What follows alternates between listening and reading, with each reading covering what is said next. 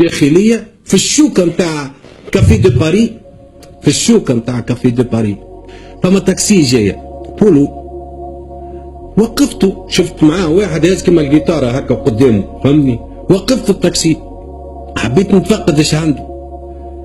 اول ما جبت السيد هذا فهمت معاه سلاح في الداخل، حليت التاكسي من تالي نقوا هما ثلاثه راكبين مع بعضهم نقاها كلها سلاح، هبطت السلاح وكل فليجات والدنيا كل، وبديت نحل حل فهمتني. من جملتهم واحد نحيت له فرد من هنا واعطيته لشكون واحد من الامن قبل ما يجي الجيش، قبل ما لا جات لا جيش لا واحد صور ما صور حتى واحد، لا قناه تونسيه لا ما فما حتى واحد كان أنا.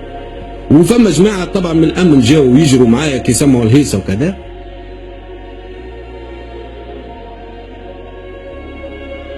من جمله اللي جبدنا في الفليجات نتاعهم جبدنا التصاور هذا اهم في الفليجه نتاع اللي قالوا هما صياده. الصياد نحب نعرف انا ايش تعمل في فليجته تصويره كيما هكا.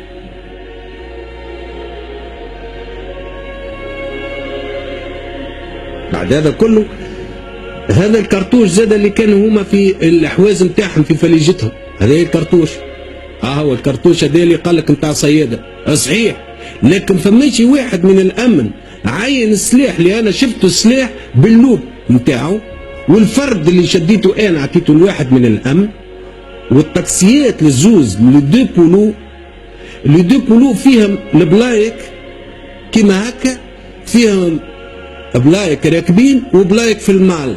ايش يعمل ايش عنده 6 بلايك معناتها كل تاكسي عنده 6 بلايك، وزوز بولوات نفس معناتها الماركه جدد نيرف. فماشي من واحد صياد يجي من المطار ياخذوا زوز بولو كي بعضهم، وكل بولو عندها بلايك زايدين في المال، 4 بلايك عنده زايدين في المال.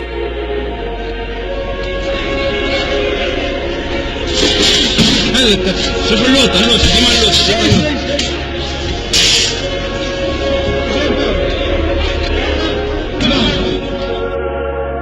وقال لك هما لا سلاح نتاع صياده. اشكون الخبير اللي يعطيني انه السلاح هذاك اللي يهزينه في الواحد نتاعهم عدى عليه قال لك ماهوش اللوب نتاعو تتبدل لك الزوم نتاعو ويولي سلاح نتاع قناصه ميليشيا تعبان عليه 100%. باهي نمشوا اكثر من هكا، هما صياده ايش مدخلهم الصياده الباب بحر بزوز تاكسيات في وقت معناتها اللي احنا نلوجوا على قناصه ونلوجوا على اي واحد يهز سلاح، وهما يعرفوا بلادهم ما كلمتهمش قالت لهم راهو ردوا بالكم راهو الناس تلوج على السلاح، دخلوا بالسلاح على ما عطاوش في المطار سلاح ولا اي مركز حرس ولا للجيش يقولوا خويا احنا بالسلاح والدنيا فهمتني الناس ماكله بعضها توا ثوره وكذا، خويا خلي السلاح عندك باش نهبطوا للتيل. علاش هابطين الباب بحر؟ علاش التاكسيات ما همش ورا بعضهم جايين؟ علاش تاكسي دخلت على شارع باريس وتاكسي داخل على ريدو روم من فوق؟